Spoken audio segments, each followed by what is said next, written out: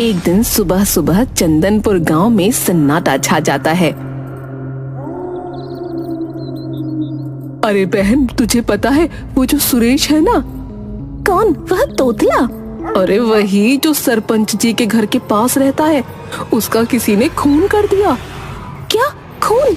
और वो भी हमारे गांव में? हाँ, अभी अभी सरपंच साहब ने पुलिस को खबर की है, वो बस आती ही होगी। तभी पुलिस की गाड़ी सुरेश के घर आती है। पुलिस वहाँ पर लाश को देखती है। सुरेश की लाश खून से लथपथ जमीन पर पड़ी होती है। पुलिस पूरे घर को अच्छे से देखती है। अच्छा, तो आप ये बताइए कि सुरेश की किसी से दुश्मनी थी या आपको किसी पर शक है?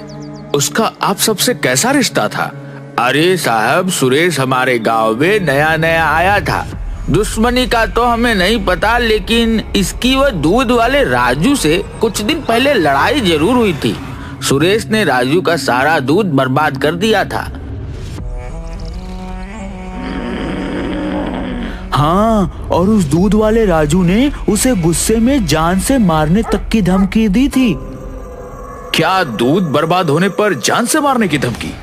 अरे हाँ साहब, वह बात कुछ ऐसी थी कि सुरेश राजू से रोज दूध लेता था, लेकिन आज तक उसके पैसे नहीं दिए।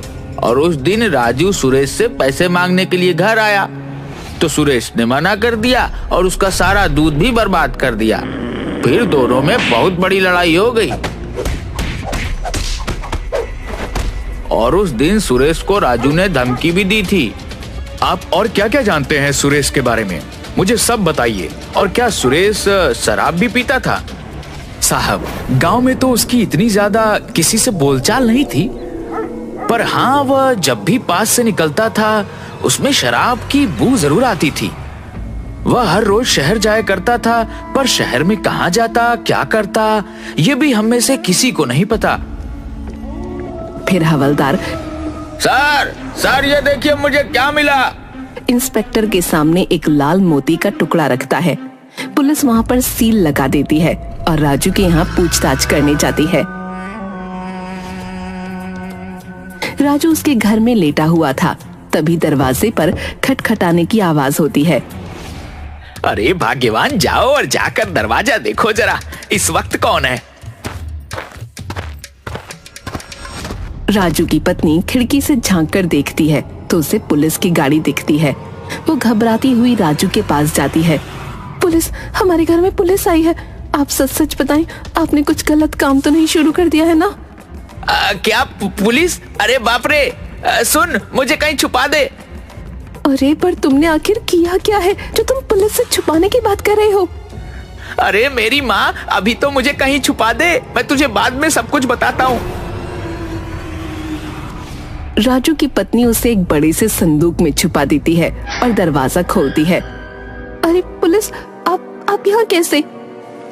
क्या यह राजू दूध वाले का ही घर है? हाँ, घर तो उन्हीं का है। अच्छा, तो कहाँ है आपके पति? वो तो यहाँ नहीं है, वो तो शहर गए हुए हैं। क्या शहर? तो वो वहाँ से कब तक आएगा? वो मुझे नहीं पता। अरे यह मेरी पत्नी है कि दुश्मन? क्या जरूरत थी बताने की कि यही मेरा घर है? तभी उसका दम घुटने लगता है और वो जोर जोर से खांसने लगता है।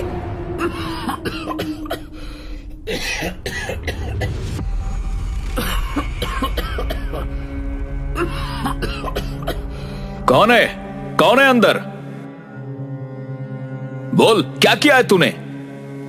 अरे साहब, मुझे माफ कर दो, मुझसे बहुत बड़ी गलती हो गई। अब आगे से मैं ऐसा कभी नहीं करूंगा।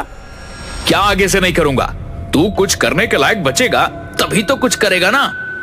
अरे इंस्पेक्टर साहब, मैं आपके पैर पड़ता हूँ, हाथ जोड़ता हूँ, पर मुझे छोड़ दीजिए। अरे मुझे कोई बताएगा इन्होंने किया क्या है? अरे मुझे क्या पता था कि इस गलती की मुझे इतनी बड़ी सजा मिलेगी। मैं तो बस दूध में पानी मिला मिला कर बेचता था और कुछ दिनों से पाउडर वाले दूध को बेचता था, पर मुझे क्या पता था कि इस गुनाह की मुझे इतनी बड़ी सजा मिलेगी। क्या? तो तुम मुझसे इसलिए बच रहे थे? हाँ, और नहीं तो क्या। मतलब तुमने सुरेश का खून नहीं किया? क्या खून? और ये ये तो एक मक्खी भी नहीं मार सकते, इंसान का खून क्या करेंगे? अच्छा, तो इसका मतलब कि तुमने सुरेश का खून नहीं किया? नहीं, और कौन सुरेश? वही जिससे तुमने लड़ाई की थी उस दिन, जिसने तुम्हारा सारा दूध बर्बाद कर दिया था। अरे साहब, मैं तो वह कब का भूल गया, और वैसे भी वह मेरा उधार नहीं चुका रहा था, तो बस इसीलिए मैंने उसे धमकी दी थी। फिर पुलिस उनके घर से चली जाती है। इंस्पेक्टर पुलिस स्टेशन में बैठा होता है कि तभी फोन की घंटी बजती है। क्या? अच्छा ठीक है, मैं अभी आता हूं। हवलदार, चलो जल्दी, हमें रामपुर जाना है। पर साहब, रामपुर क्यों?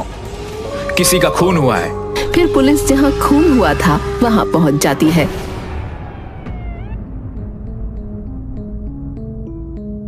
दिनेश क्या करता था, और क्या उसकी किसी से दुश्मनी थी?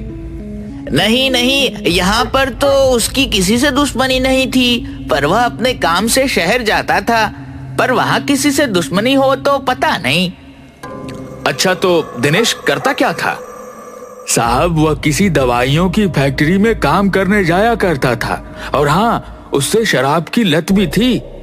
पुलिस वहां से चली जाती है। इंस्पेक्टर बैठा हुआ कुछ सोच रहा था। क्या हुआ साहब? मैं ये सोच रहा था कि 2 ही दिनों में 2 खून हो गए, और तुमने एक बात पर गौर किया? क्या साहब? सुरेश और दिनेश दोनों के पेट में जो छुरा घोपा गया था वो एक ही तरह से घोपा गया था, और दोनों के घर की हालत भी एक जैसी थी। वह खूनी आया, बैठा, और फिर उस खूनी ने खून किया होगा।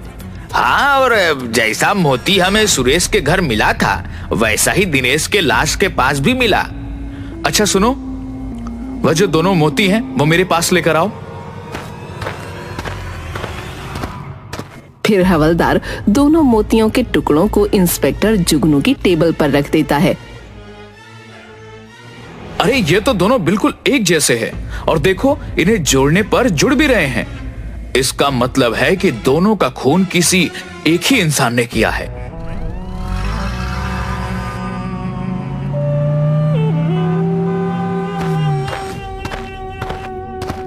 क्या आप इसे जानते हैं? हाँ हाँ साहब, ये तो मेरी फैक्ट्री में काम करता है। शायद आपको पता नहीं है, पर इसे किसी ने मार दिया है। क्या? जी हाँ, बस इसी की पूछताछ करने के लिए हम यहाँ पर आए हैं। क्या दिनेश की यहाँ पर किसी से दुश्मनी थी? नहीं नहीं साहब, यहाँ तो उसकी किसी से कोई दुश्मनी नहीं थी। दरअसल दिनेश, सुरेश और रमेश तीनों बहुत अच्छे दोस्त थे, पर सुरेश और दिनेश पिछले कुछ दिनों से काम पर नहीं आ रहे थे। क्या यह वही सुरेश है? जी हाँ मैनेजर साहब, आपके इन दोनों कर्मचारियों की हत्या हो चुकी है। क्या? सुरेश भी? जी, हम रमेश से मिलना चाहते हैं। जी बिल्कुल। फिर मैनेजर रमेश को बुलाता है। क्या आप ही दिनेश और सुरेश के दोस्त रमेश हैं? जी हाँ, मैं ही सुरेश और दिनेश का दोस्त रमेश हूँ। तब तो आपको पता ही होगा कि सुरेश और दिनेश को किसी ने मार दिया है। जी हाँ इंस्पेक्टर साहब, मुझे आज ही सुबह पता चला। इंस्पेक्टर साहब, ये देखिए, मुझे भी कोई धमकी भरे खत भेज रहा है। हो ना हो वह खूनी मुझे भी मारना चाहता है, पर मुझे समझ नहीं आ रहा कि उसकी हम तीनों से क्या दुश्मनी है। तुम शराब भी पीते हो? जी, वो कभी कभार। इसका मतलब कि तुम तीनों एक साथ ही शराब पीने जाते होंगे? हाँ, हम तीनों काम खत्म करके फैक्ट्री के पास वाली शराब की दुकान पर जाते थे, पर सुरेश और दिनेश दोनों ही बहुत ज्यादा शराब पीते थे। कभी कभी तो शराब के ठेके पर ही पड़े हुए मिलते।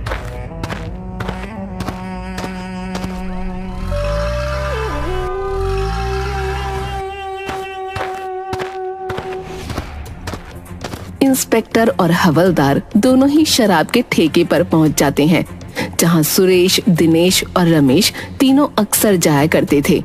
कुछ और पूछताछ करके वो दोनों वहां से निकलने लगते हैं। तभी उन्हें शराब के ठेके के बाहर एक औरत मूंगफली बेचती हुई दिखती है। सर, वह देखिए, उस औरत के गले में वैसा ही मोतियों की हार है जैसे मोती हमें सुरेश और दिनेश की लाश के पास दिखे थे। फिर वो दोनों उस औरत के पास जाते हैं। एक मामूली मूंगफली का ठेला लगाने वाली के पास इतना महंगा हीरो का हार क्या कर रहा है?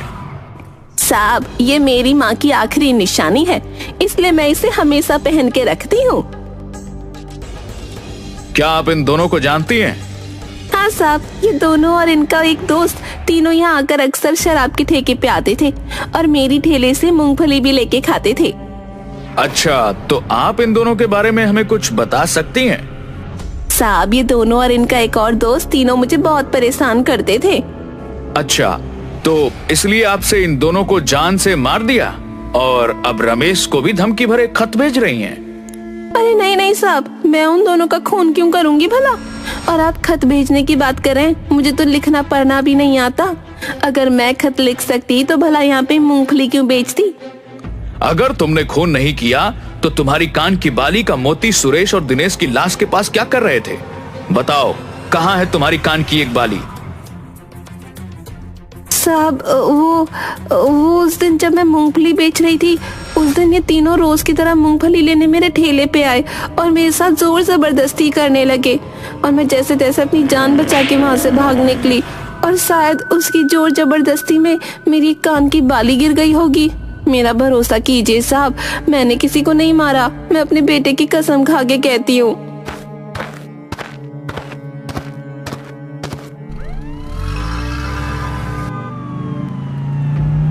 इंस्पेक्टर फिर से उन दोनों के घर जाता है और घर की अच्छे से जांच परख करता है। इंस्पेक्टर हवलदार को लेकर कहीं निकल जाता है। इंस्पेक्टर और हवलदार दोनों रमेश के घर का दरवाजा खटखटाते हैं, पर उन्हें वहां रमेश नहीं मिलता। वो दोनों कुछ ही दूरी पर जाते हैं, तब उन्हें रमेश भागता हुआ दिखता है। वो रमेश को पकड़ लेते हैं। बताओ, अपने ही दोस्तों का खून क्यों किया तुमने? अरे साहब, मैं क्यों करूंगा भला अपने ही दोस्तों का खून? बता, क्यों किया अपने दोस्तों का खून? बताता हूँ साहब। सुरेश और दिनेश दोनों ने ही मुझसे बहुत सारा उधार ले रखा था और दोनों ही उधार चुकाने का नाम नहीं ले रहे थे। एक दिन जब मैंने दोनों से उधार मांगा, तब उन्होंने साफ साफ इनकार कर दिया। तब गुस्से में आकर मैंने दोनों को मारने का सोचा। उस दिन जब हम तीनों शराब के ठेके पर से निकले, तब मैंने सुरेश को बहुत ज्यादा शराब पिला दी और उसे छोड़ने के लिए उसके घर तक गया। वह शराब के नशे में था। मैं कुछ देर वहां पर बैठा और फिर मौका पाते ही मैंने उसे मार डाला और रात के अंधेरे में मैं चुपचाप वहां से निकल गया। और ऐसा ही मैंने दिनेश के साथ भी किया। पर वह मोती, वह वहां पर क्यों रखा तुमने? वो मैंने आपका ध्यान भटकाने के लिए वहां पर जानबूझकर छोड़ दिया।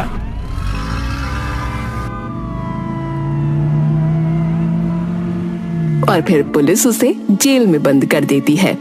पर सर, आपको कैसे पता चला कि सुरेश और दिनेश का खून उसके ही दोस्त ने किया है? जब मैं दिनेश और सुरेश के घर फिर से गया, तब मुझे सुरेश के घर में सिगरेट का एक छोटा सा टुकड़ा और वैसा ही लाइटर मिला जैसा कि उस दिन रमेश के पास देखा था।